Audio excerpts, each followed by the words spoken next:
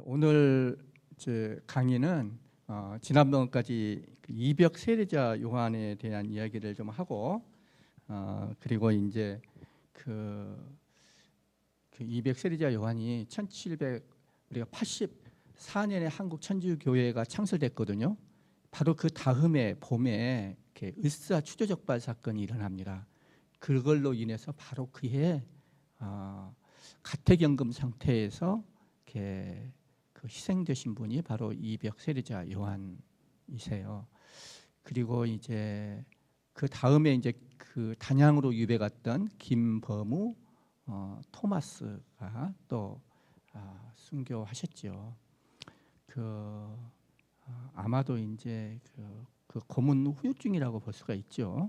그렇게 이제 돌아가신 거고, 바로 그해 그 김범우 토마스가 돌아가시던 바로 그해 이제 의사 추적발 사건으로 이렇게 뭐 이승훈 베드로랄지 그다음에 이제 뭐 정약전 정약용 형제 뭐 권일신 이런 분들이 이제 좀 흩어졌죠.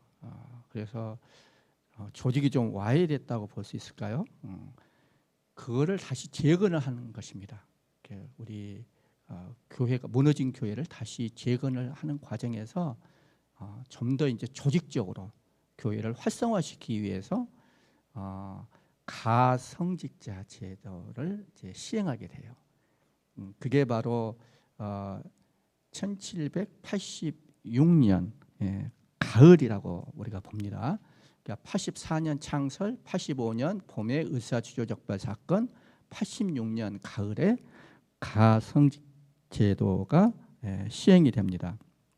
근데 하다가 보니까 이게 조금 교리 지식이 그만큼 완전하지 않았다고 볼 수 있겠죠. 그래도 뭔가 조금 이제 미심쩍은 거예요. 그래서 바로 86년 가을이 시작되는데 바로 다음에 87년 봄에 이 잘못된 것을 감지하고 중지를 합니다. 그리고는 북경으로 이제 그 문의를 하러 밀사를 파견하게 돼요. 그 밀사 파견을 임무를 맡은 분이 바로 윤유일이죠. 윤유일은 두 차례에 걸쳐서 이 밀사의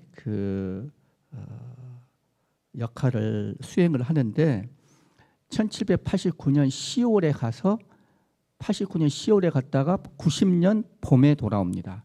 그리고 돌아와서 얼마 안 돼가지고 90년 5월에 다시 2차로 파견돼가지고 90년 10월에 다시 돌아오게 됩니다. 그래서 이제 가성직 제도는 잘못됐으니까 중지하라. 이거를 조선교회에 알렸고, 그러나 더 이제 우리 한국 교회를 위해서 더 큰 사건은 뭐냐? 북경에 있던 그 구베아 주교가 조상 제사는 잘못된 것이니까 우상숭배니까 중지하라고 이제 이거를 확실히 통보받게 됐죠.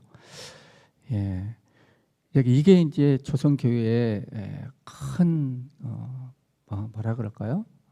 충격을 줬다고도 표현을 해요. 물론 그 전에도 한역 서학서를 통해서 조상 제사에 대해서 좀 의혹을 품었다는 그런 그런 낌새들 이런 것들은 많이 나타났다고 해요. 예를 들어서 권철신 이제 암브로시오가 이제 어머니 상례를 치를 때 유교율법에 그대로 따르지 않고 상당히 이제 간소하고 또 이제 막 기쁘게 천당에 보내는 것 같은 그런 것들을 보인 것을 통해서도 우리가 조상 제사에 대해서 전혀 모르고 있었다는 생각은 들지 않아요.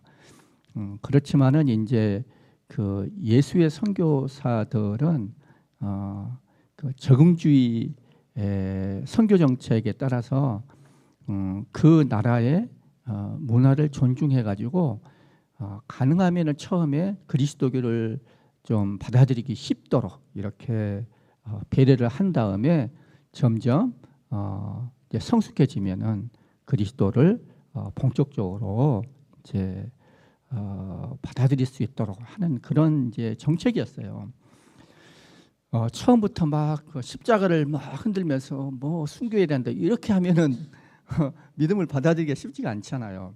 이냐시오 성인이 이제 했다고 하는 유명한 말이 그리스도의 문으로 그들의 문으로 들어가서 그리스도의 문으로 나오게 하라. 이런 유명한 말이 있어요. 그런 것이죠. 거기에 맞게 이렇게 했는데 이제 이 조상 제사를 가지고서 이제 중국에 온 선교사들 사이에서 큰 논쟁이 벌어져요. 그 얘기를 제가 지난번에 했어요. 그래서 결론은 그 이마두라고 하는 마테오 리치의 그 적응주의 전략에 따른 그런 조상 제사 용인이 그게 이제 교황청에 의해서 받아들여지지 않고 그 프란치스코 회랄지 도미니코 회 또 파리 외방 정교회에서 주장하는 것과 같이 조상 제사는 미신이고 우상 숭배니까 그만둬야 된다. 이것이 받아들여지게 됐습니다. 이제 공식적으로 그렇게 받아들여지게 된 게 1742년쯤 됐어요. 그러니까 한 100년 동안 논쟁이 이어진 거예요. 1643년에 시작된 게 딱 100년, 1742년에 그렇게 이제 끝난 거예요. 조선교회는 그 40년 동안에 이 사정을 확실히 몰랐다는 생각이 들어요. 그러니까 84년에 창설됐으니까 한 40년은 지난 얘기잖아요. 그렇죠? 그래서 이제 이것이 이제 구베야 주교로부터서 이것이 이제 분명하게 통보가 된 다음부터서 이제 중요한 사건이 벌어집니다. 90년 10월에 윤유일 미사가 돌아왔다고 그랬잖아요. 1890년 10월입니다. 이 일이 있고 나서 제가 지난번에 이제 무슨 이야기까지 했냐면은 이걸로 인해서 이제 그 순교 희생이 뒤따르게 됩니다. 이거를 이제 배교하는 사람들, 이걸 받아들이기 어려워가지고 배교하는 사람들도 생겨났을 거 아니에요. 그렇지만은 이걸 가지고 이제 순교하신 분들도 생겨납니다. 오늘은 그 세 가지 지난번에 했던 것은 가장 공식적인 최초의 순교자가 나왔어요. 그게 바로 윤지충, 바오로와 권상현, 야고보. 이분의 순교에 대해서 지난번에 제가 이렇게 말씀을 드렸어요. 이게 이제 첫 번째 타입입니다. 그리고 이제 두 번째 오늘 이어서 말씀드릴 것이 바로 이벽 세리자 요한의 뒤를 이어서 우리 조선 천주교회 또는 한국 천주교회를 이끈 지도자가 누구였냐? 바로 누구시죠? 권일신, 프란치스코 하비에르입니다. 그래서 오늘은 이제 여기에 대해서 좀 더 말씀을 드릴 거예요. 그리고 이제 세 번째가 충청도 땅에서 이분들은 다 양반이죠. 충청도 땅에서 평민 출신의 첫 순교자가 나와요. 그게 이제 원시장 베드로입니다. 그래서 조상 제사가 금지된 다음에 나온 중요한 세 인물을 우리는 이렇게 잘 살펴보면 좋을 것 같아요. 우리한테도 이게 이제 그 역사 이야기 같지만은 지금 우리에게도 굉장히 중요한 이야기라는 생각이 들어요. 우리가 신앙을 어떻게 받아들일 것인가. 특히 우리 신앙을 둘러싸고 있는 그 세상의 문화들이 있잖아요. 문화들과도 우리는 같이 살아야 되잖아요. 대한민국 사람으로서 하나의 한 시민으로서 대한민국을 사랑하고 또 우리들의 가족들이 있잖아요. 우리의 가족들도 우리가 보살피고 이러면서 또 교회와 하느님을 위해서. 그래서 이제 이런 것들을 어떻게 우리가 조화롭게 이끌어갈 것인가 하는 이런 문제를 생각하게 만드는 그런 것들이에요. 그래서 이제 이 윤지충 바오로와 권상현 야고보 같은 경우는 확실하게 순교를 한 것입니다. 어떻게 됐든 간에 양반 출신으로서 이렇게 한 거예요. 그런데 이제 우리 한국 천주교회를 이끈 진짜 이벽에 버금가는 아주 중요한 인물이 바로 이제 권일신이라고 생각을 해요. 권일신 프란치스코 하비에르인데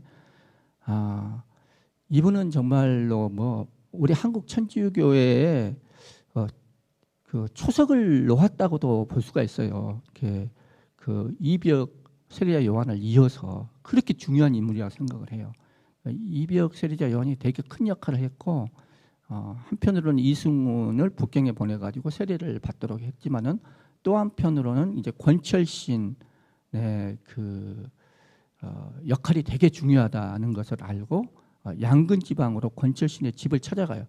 이 권철신에게는 오형제가 있었어요. 권철신이 장남이고 권일신이 삼남이에요.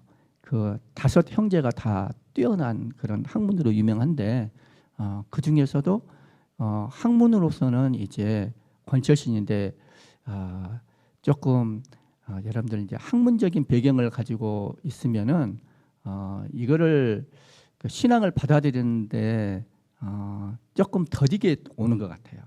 근데 권일신은 좀 더 여기서 가벼워서 그런지 모르지만은 이벽의 제안에 더 흔쾌하게 더 빨리 이렇게 받아들였대요.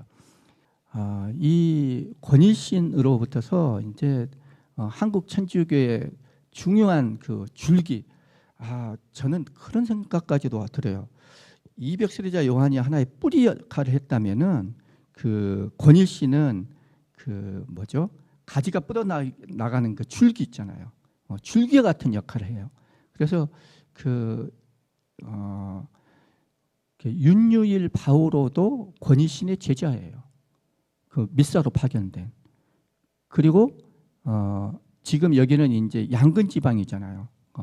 서울 수도권이라고 볼 수가 있어요. 경기도에. 이 지역에서 그치지 않고 좀 더 멀리 지방으로 충청도의 사도라고 하는 이존창 루비꼬 곤자가를 또 키운 사람이에요. 그리고 이제 호남의 사도였던 유한검 아우구스티노도 바로 권일신의 제자였어요. 그러니까 중요한 인맥들은 다 이 권일신의 제자라고 볼 수가 있겠죠. 그만큼 이제 중요한 역할을 했어요. 뿐만 아니라 이제 이거는 나중에도 이야기하겠지만은 그분의 이제 자녀분들도 되게 이제 순교자로서 되게 중요한 분들, 특히 이제 그분의 딸 권천래 대리사는 동정부부로서, 또 그분의 조카 이순희 누갈다도 동정부부로서, 그분의 아들 권상문 세바스티아노 나중에 순교를 합니다. 그래서 이렇게 자녀분들 가계를 통해서도 이제 쭉 이어져 나가고 이렇게 큰 역할을 하신 분인데, 근데 이분은 윤지충 바오로의 경우에는 어머니가 지금 돌아가셨잖아요. 아버지는 그 전에 돌아가신 것 같아요. 어머니가 돌아가셨는데 이걸 가지고 있는데 이분은 어머니가 살아계셨어요. 80 노모였대요. 이게 이제 문제가 되는 거예요. 그래서 이제 나중에 보겠지만은 그리고 이제 이 원시장 같은 경우는 평민이었고 그 부모로부터서 이제 자유로웠던 것 같아요. 어쨌거나 이분에 대해서는 배교했는지 순교했는지 좀 불분명해요. 그 경계선에서 왔다 갔다 한다는 생각이 들어요. 그래서 이제 학자들도 이분을 배교자로 보기도 하고 순교자로 보기도 하고 그렇습니다. 그래서 좀 더 긍정적으로 잘 해석해 보면은 이분은 순교자로 볼 수 있는 그런 가능성도 많이 열려 있지만은 또 이렇게 엄격한 의미로 모험적인 어떤 순교의 모델로 본다면은 거기는 좀 미치지 못한 것 같은 그런 느낌도 들어요. 거기서 솔직한 심정입니다. 여러분들은 어떻게 보시는지 모르겠는데, 그래서 이제 조금 사정을 제가 설명을 해드리면은 이분이 이제 윤지충의 이 진산 사건이라고 그러잖아요. 신의 박해. 이걸로 해서 이제 조정에서는 권위신이 우두머리다 이렇게 지목이 된 거예요. 그걸 이제 알게 됐어요. 그래서 1791년 11월 음력으로 11월에 체포가 됩니다. 그래서 이제 여러 번 혹심한 그런 고문, 형벌을 받았지만은 한순간도 흔들리지 않고 분명하게 신앙을 고백을 했어요. 7차까지 신문을 받을 때까지도 그랬대요. 이분이 남긴 이제 이거는 다 뭐라 그럴까요? 신앙인 쪽 기록보다는 좀 이렇게 관변 측의 기록, 정조실록이랄지, 뭐 일성록이랄지, 뭐 승정원 일기랄지 이런 이제 관변 측의 기록에 우리가 많이 의존할 수밖에 없어요. 그래서 이제 한쪽의 이야기만 듣고 있기 때문에 판단하기도 좀 쉽지 않은 면도 있어요. 그렇지만은 어쨌거나 그렇다고 하더라도 관변 측 기록으로도 순교가 분명한 경우가 있거든요. 바로 윤지충 같은 경우는 그런 것이죠. 그런데 이제 권위신 같은 경우는 7차까지는 이렇게 분명하게 자기 신앙을 증언을 했어요. 확실하게 저는 하늘과 땅과 천신과 사람들의 창조주인 위대하신 천주를 섬기지 않을 수 없습니다. 세상의 모든 것을 주어도 저는 하느님을 모른다고 말할 수 없으며 하느님에 대한 의무를 고라느니 차라리 죽음을 택하겠습니다. 이렇게 순교자로서의 모습을 확실하게 보여주셨어요. 근데 이제 권일씨는 정조가 되게 권철신도 그렇고 권일신이 형제에 대해서는 뭐 정조뿐만 아니라 그 당시에도 명망이 높았지만은 정조 임금도 되게 높게 평가하고 있었어요. 그래서 이분을 사형시키려고 하니까 너무 아까운 거예요. 그래서 어떻게 해서든지 좀 뭐랄까 호의, 선의가 확실히 있었거든요. 그러니까 우리가 보통의 경우에는 박해자들이 그냥 쉽게 박해하는 권력자들이 이제 우리가 봤을 때 정말로 나쁜 놈들이다. 이건 사악한 의도를 가지고 박해를 이렇게 했다. 뭐 이렇게 볼 수 있는 경우도 많지만은 특히 이때는 정조 임금이잖아요. 그래서 정조 임금은 우리 조선 역사 안에서도 세종대왕에 이어서 되게 우리가 훌륭한 임금으로 평가하는 그런 분이잖아요. 그리고 가능하면은 이 남인들을 많이 중용하기도 했고, 여러분들 다 아시잖아요. 학자군주고, 또 대단히 개방적이었어요. 서양 문물에 대해서도. 그래서 이 권철신이나 권신에 대해서도 대단히 호의적인 그런 임금이었어요. 이게 좀 이제 이 권일신의 순교를 애매하게 만드는 그런 걸로 작용을 했어요. 살려야겠다 이런 뜻이 있었던 거예요. 그래서 이 반대자들 조정 안에 신하들 중에 이 반대자들이 많잖아요. 우리가 공섭하라고 그러잖아요.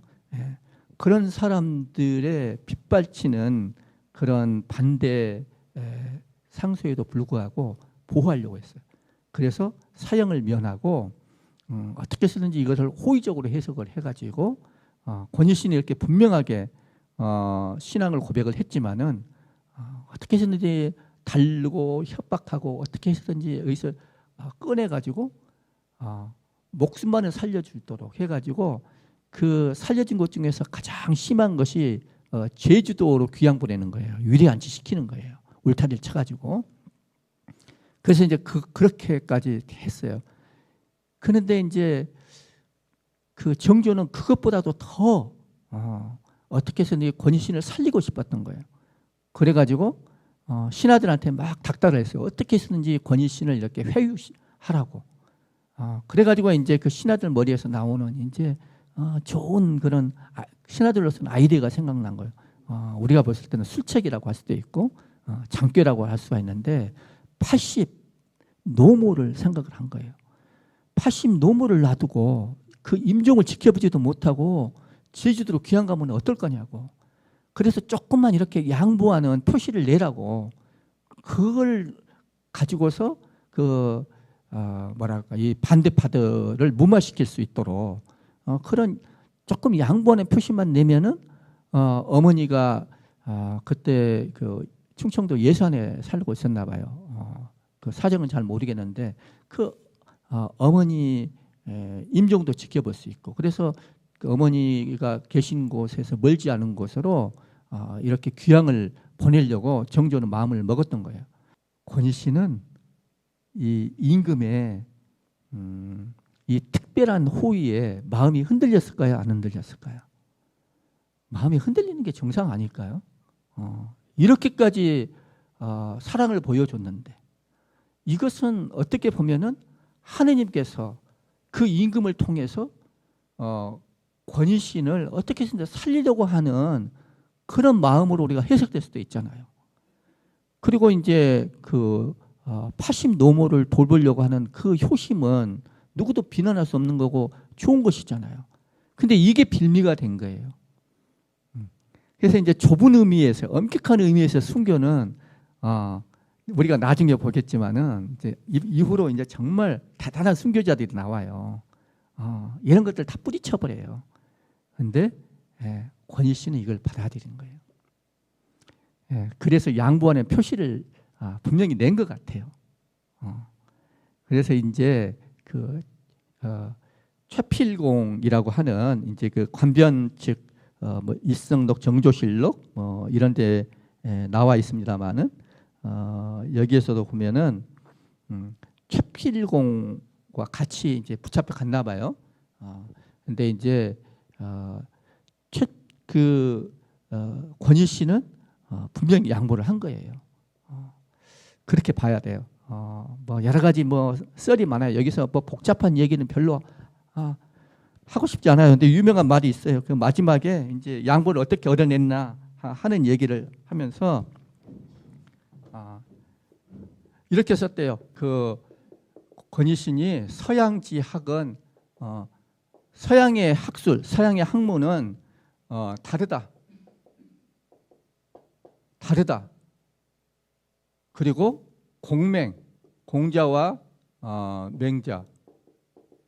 공맹지학은 이게 이제 오라간다 할 때 오예요. 즐거워하다, 즐기다 그런 뜻이거든요. 오탄, 이거 탄생할 때 탄인데 이게 이제 그 지어냈다는 이야기를 지어낸다. 그런 뜻을 갖고 있대요. 오탄, 허탄하다, 헛된 것을 즐거워한다. 그래가지고 올바르지 않다, 오탄 부정하다, 이렇게 권위신이 썼는데 이거를 어떤 사람이 그 신하 중에 누가 와가지고 여기에는 어자가 들어가야 된다. 그래서 이거 하나가 들어가가지고 이게 양보의 뜻을 이제 확실하게 하게 됐다 그래요. 그래서 이제 그 서양의 학문은 다르다. 공맹의 학문은 헛된 것을 즐기고 올바르지 않다. 이렇게 보는 것이 그때 당시 그 신서파의 입장에 가깝다고 볼 수가 있어요. 근데 이거 어찌 해가지고 서양의 학문은 공맹의 학문과 달라서 이게 과 이런 뜻이거든요. 과 달라서 이게 헛된 것을 즐기고 올바르지 않다. 이런 뜻으로 이렇게 확실하게 해석이 돼버리는 거예요. 그래서 이제 이렇게 되면은 이거는 그 소위 말해서 그 공서파의 주장을 그대로 말하는 것이거든요. 근데 여기에 대해서 그 다빌리 주교의 조선 순교사 비망록이라고 하는 것이 굉장히 중요한 문건이에요. 그 자료예요. 그리고 이것을 저본으로 해서 만든 책이 샤를르 달레 조선 천주교에서 한국 천주교에서 상중하권 세 권으로 나온 게 있어요. 그게 되게 이제 중요한 문헌이 되고 있거든요. 우리 이제 교회사를 살펴보는데 거기에서는 다 이렇게 정말 안타깝다. 그 전까지 이렇게 훌륭한 행적을 보인 분이 마지막 순간에 이렇게 배교를 해가지고 너무나 역사에서 찢어버리고 싶다. 뭐 이런 표현까지 해요. 그리고 이제 뭐 최석우 몬시뇨리랄지 이런 그 유명한 그 교회사 하시는 분들이 다 그 또 유홍열 교수 이런 분들은 이제 순교 직전에 굴복을 했다. 이렇게 보는 거예요. 그렇지만은 이제 그 유명한 그 천지남 성지를 만든다고 해서 유명한 그 병기영 몬시뇨 같은 사람하고 박광영 교수, 최인각 신부, 또 심상태 몬시뇨 이런 분들은 그렇지 않다. 그렇게 쉽게 배교자로 이거를 굴복설에 이렇게 굴복하면 안 된다. 이런 의견을 내요.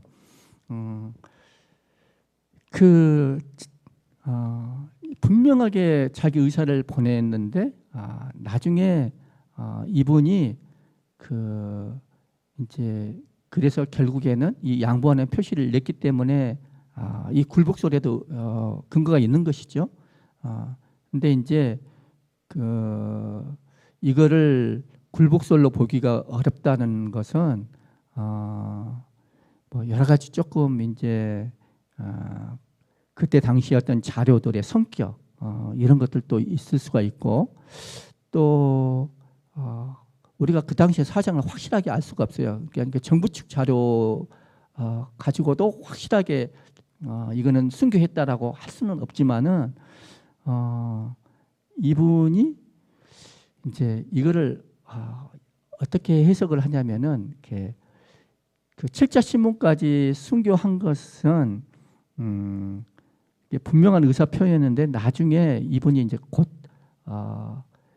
그 유배지가 충청도 예산으로 이제 이래서 바뀌었지만은 그냥 유배 떠나기도 전에 그 장독이라고 해요. 고문 후유증이라고 볼 수 있죠. 그래서 곧 죽어버려요. 그렇기 때문에 이분은 결국은 순교했다. 결과적으로는 이렇게 볼 수가 있죠. 그리고 7자 신문까지는 좀 더 자유로운 입장에서 자기 의견을 개진할 수 있었지만은 그 후로는 임금의 뜻에 따라서 어떻게 해서든지 이거를 굴복으로 몰기 위해서 하는 그런 강요된 것이었기 때문에 증언으로서의 효력이 없다. 뭐 이렇게 주장하는 그런 분들도 계세요. 최인각 신부님 같은 경우가 이제 그런 얘기죠. 그렇지만은 이제 어떻게 해서든지 내가 살아야 되겠다 이런 뜻은 분명했던 거예요.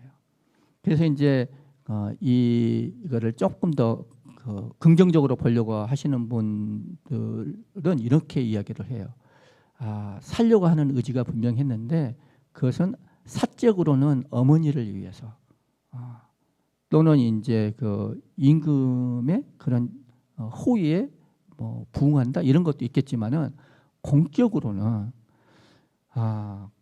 이분의 어떤 책임감, 사명감, 한국 교회에 대한 자기가 지금까지 이제 한국 교회를 쭉 이 사람은 뭐 그 리더다, 원흉이다 이런 것들을 부정했지만은 실제로는 그렇게 했거든요. 그래서 내가 없으면은 이제 지금 성직자 영입 운동을 한참 벌이고 있는 와중에 성직자 영입을 누가 시킬 것이고 어떻게 할 것이고 이런 한국 교회의 운명에 대해서 어떻게 해서든지 내가 살아야 되겠다. 이런 어떤 책임감, 사명감도 공적으로는 작용했을 것이다. 뭐 이렇게 이제 해석을 하게 돼요. 여러분들 판단에 넘겨야 되겠죠? 근데 불분명해요, 조금. 근데 나중에 보면은 근데 이것이 저는 하나의 저는 이렇게 순교자의 모범으로 보기는 어려울지 모르지만은 저는 우리 신앙 선조의 모범으로서는 여전히 충분하다 이런 생각이 들어요. 이분처럼 살기만 해도 나는 신자들의 모범이다. 여기는 저는 그리고 이제 우리 그런 이야기 하잖아요. 주님 한다고 해서 다 하늘나라에 가는 것은 아니다. 그렇잖아요.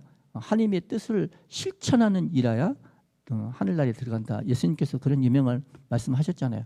그래서 이제 그 말로서 하느님을 증언하는 것, 신앙을 증언하는 것도 중요하지만은 그 삶으로서도 이분은 저는 모자람이 없다고 생각을 하거든요. 그래서 이제 그런 면에서 신앙 선조로서는 저는 하나도 우리가 그분을 모범으로 삼는데 부족함이 없다 이렇게 생각을 합니다. 세 번째로 이제 조상제사가 금지된 다음에 세 번째로 나오는 이 원시장 베드로는 충청도 홍주, 충청도 이 홍주 땅이 굉장히 중요한 그 순교자들 한국 모범적인 신앙인들의 되게 이쪽에서 많이 나와요. 지금은 충남 당진군 학덕읍 성동리래요. 어쨌든 간에 그 당시 충청도 홍주라고 하는 여기서 좋은 아주 모범적인 신자분들이 엄청 많이 나왔어요. 여기서 이제 이 내포지방이라고 하는데 이 충청도 이쪽에 출신이에요. 그리고 평민 출신이에요. 그래서 다 양반이었지만은 이분은 평민 출신이었어요. 근데 이분이 50대 후반에 이제 그 사촌형이 원시보거든요. 원시보 야고보인데 이 사촌형과 함께 1년 이상 천주교 교리에 대해서 듣고 입교를 했어요. 그러면서 이거는 정말 수천 년 동안 목숨을 보존해 준 약이다. 이렇게까지 표현을 했대요. 그래서 이 복음을 듣고 복음을 전해 듣고 너무나 이렇게 흡족해가지고 기뻐가지고 고향으로 돌아오자마자 세례도 받지 않은 상태인데 친척 친구들한테 열렬하게 복음을 전해 주었어요. 그리고 30여 가구 이상을 입교시켰대요. 본래 이제 별명이 호랭이였대요. 호랭이. 호랭이였으니까 뭐 성격이 되게 사납고 거칠고 이랬나 봐요. 그런데 입교한 다음에는 성격이 양처럼 바뀌어버려요. 호랭이가 변해서 양으로 돼. 아주 온순하고. 그리고 무엇보다도 가난한 이웃들한테 재산을 나눠주는 그 모범으로도 유명해요. 그래서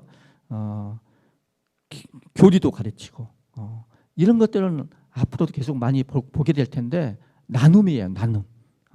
자기 가진 것을 다 나누는 거예요. 재산도 나누고 교리도 나누고 이렇게 외적으로 내적으로 나눔을 실천했어요. 그러다가 이제 이 1791년 이 진산 사건 시내박해가 일어나게 되니까 그 체포로 왔어요. 그래서 이제 사촌 원시보 야고보는 친구들 권유로 이렇게 피신을 했대요. 근데 이 원시장은 피신하지 않고 체포가 돼요. 그래서 순교하게 됩니다. 그래서 이 충청도 내포교회 사상 첫 순교자가 됩니다. 또 평민으로서도 첫 순교자고 막 주리를 트는 거 아시죠, 여러분들? 주리도 틀고 또 권장 중에서 가장 큰 권장이 치도권인데 70대 남았고, 근데 계속 이렇게 매질을 하고 고문을 해도 기쁨에 넘쳤대요. 이렇게 육체적인 고통이 큰데도 기쁨이 넘치고 옥졸들한테까지 교리를 가르치고, 그래서 이제 나중에 어떤 교우가 찾아와서 이제 대세를 줘요. 베드로라는 세례명으로.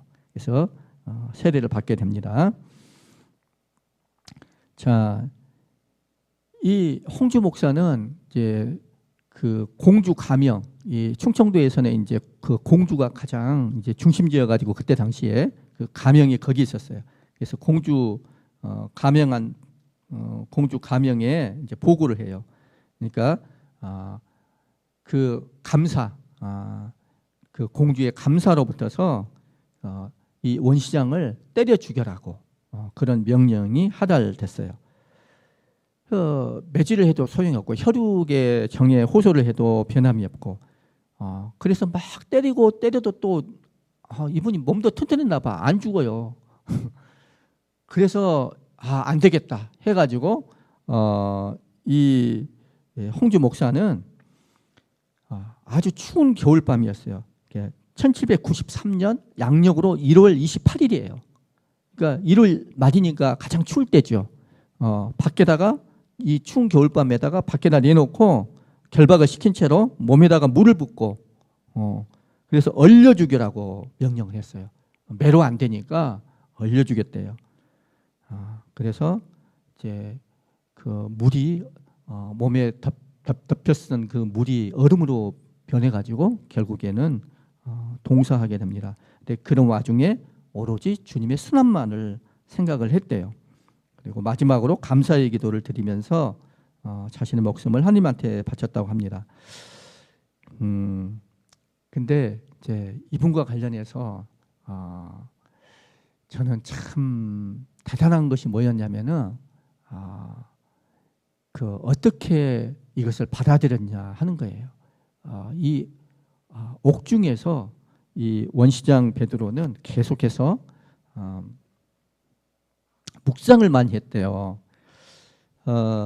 오로지 그 옥살이를 하면서 나의 신앙에 대해서 묵상을 많이 했는데, 왜 하느님은 능력자신데 십자가에서 돌아가셔야만 했나, 이걸 가지고 묵상을 했어요.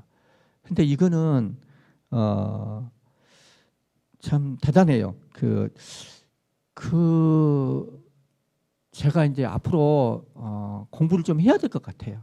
그때 한역서학서, 이 사람들이 한역서학서 그때 당시 읽은 책들에 이런 게 나왔나? 지난번에 이벽 이야기 할 때 좀 이야기를 했죠, 여러분들. 그때 읽었던 그런 그 서학서들, 그거를 한번 다시 봐야 될 것 같아요.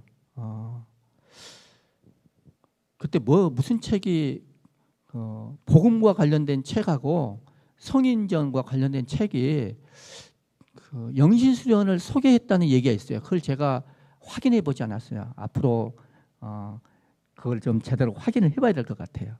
그래서 이제 그걸 가지고서 권일신 프란치스코 하비에르도 그 용문산 근처에 어떤 절에 가가지고 8일 피정을 했대요, 제대로. 근데 왜 제가 이런 이야기를 하냐면은 이 원시장 베드로가 무슨 묵상을 했냐면은 그 예수님 순환 묵상이에요. 예수님은 능력자신데 왜 십자가에서 죽어야만 했나? 죽지 않고 많은 사람들을 기적을 일으켜서 살릴 수도 있었을 텐데 어떤 거부도 하지 않고 제자의 배반도 그대로 받아들이면서 가장 고통스러운 방법으로 죽어야만 했나, 이런 걸 묵상을 했대요. 근데 이거는 이제 영신수련에서 제3주간에 그 이냐시오 성인이 순환하신 예수님을 관상하도록 우리한테 초대를 하는데 첫 번째, 두 번째, 세 번째 요점은 순환하신 예수님을 눈으로 보고 그분의 목소리를 귀로 듣고 그분의 하신 일을 또 눈으로 보고, 이걸 관상이라고 그래요. 순환하신 분을 이렇게 만나고 관상하는 거예요. 그걸 이제 관상한 다음에 제4, 5, 6 요점인가, 그거는 좀 관상을 하면서 묵상하도록 같이 이렇게 초대를 하는 건데, 그 요점이 바로 이거예요. 똑같아요. 그래서 순환하신 예수님은 인성을, 우리하고 똑같은 인성을 가지고서 순환을 겪으셨다는 거예요. 그때부터 신성도 보이지 않으세요. 베드로가 그 체포하러 온 어떤 그 종의 귀를 잘라버리니까, 칼로 이렇게 베니까 그걸 붙여주신 것이 마지막 기적을 행하신 거예요. 그리고는 어떤 기적도 행하지 않고 오로지 인성으로 그걸 오롯이 이렇게 우리와 똑같은 인간 조건을 가지고서 그 고통을 다 고스란히 이렇게 받아들이셨던 것이죠. 이제 그런 것들을 묵상하게 되는 거예요. 그리고 그분이 왜 그렇게 하셨나? 그래서 그분의 그런 그 고통과 또 내적 고통, 그 안에서 그분이 얼마나 하느님께 순명하고 또 우리 인간들을 사랑하셨나, 이런 것들을 나를 사랑하심으로써 이런 것들을 다 받아들이는 것이잖아요. 그죠? 이 사랑이라고 하는 것의 가장 중요한 특징들을 이렇게 묵상하도록 이런 것들을 초대를 하는데, 이분이 이걸 하신 거예요. 옥살이를 하면서 이렇게 성령께서 비춰주셨는 느꼈죠. 중요한 건 그거니까. 그러니까 이분이 계속 묵상을 하다가 딱 어떤 성령의 조명을 받은 거예요. 제가 느끼기에는 오로지 나 때문이다, 나의 구원을 위해서다, 이런 결론을 얻었대요. 그래서 마지막 죽음의 문턱에서 얼음으로 변해가는 자신의 몸을 예수님한테 바치면서 이렇게 마지막으로 고백을 합니다. 나를 위해서 매를 맞고 나를 위해서 가시관을 쓰신 예수님, 저도 당신의 영광을 위하여 이 얼어가는 몸을 바칩니다. 이게 이제 유언처럼 우리한테 남겨졌어요. 참 다행이에요. 이런 신앙의 유언은 관변 기록에는 남아있지 않겠죠. 신자들이 옆에서 그거를 듣고서 이렇게 우리한테 전해주는 것이겠죠. 이런 게 남아있어요. 그래서 이 충청도 땅에서 첫 순교자, 평민 출신으로도 예비자 출신으로도 첫 순교, 유래를 아마 찾기 어려운 동사 순교자가 된 것 같아요. 동사 순교와 딱 하니까 그 뜨거운 뭐 철판에 이렇게 뭐죠, 순교하신 그 유명한 성이 있죠. 누구죠? 라우렌쇼. 예. 그분이 생각이 나요. 예. 이분은 동사 순교자가 되셨어요. 자, 이렇게 세 명의 타입, 조상 제사를 이제 금지하고 난 다음에 나오는 이 세 명의 우리 신앙 선조들, 그 희생되신 분들을 우리가 함께 살펴봤습니다. 그 윤지충 바오로와 권상현 야고보 확실한 순교를 하셨고, 이 원시장 베드로도 정말 아주 여러 가지 의미가 깊은 그런 첫 순교자로서 모범을 보여주셨죠.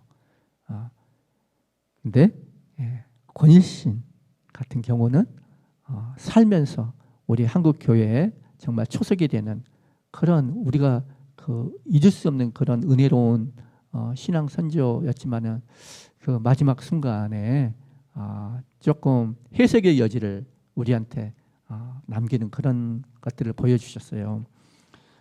우리들에게 많이 생각을 하게 됩니다. 이 순교라고 하는 것이 뭔가, 권희 씨 같은 경우에 이걸 우리가 어떻게 바라봐야 되는가? 저는 또 하나의 풍부함을 보여주신 것 같아요. 나중에 이분의 이야기는, 권일신 프란치스코 하비에르 이야기는 그분의 자녀들 이야기를 하면서 이어져 갈 것입니다. 끝나지가 않습니다. 예. 그래서 이 정도로 말씀을 드리고 그러면 좀 쉬었다가 3시에 시작하겠습니다.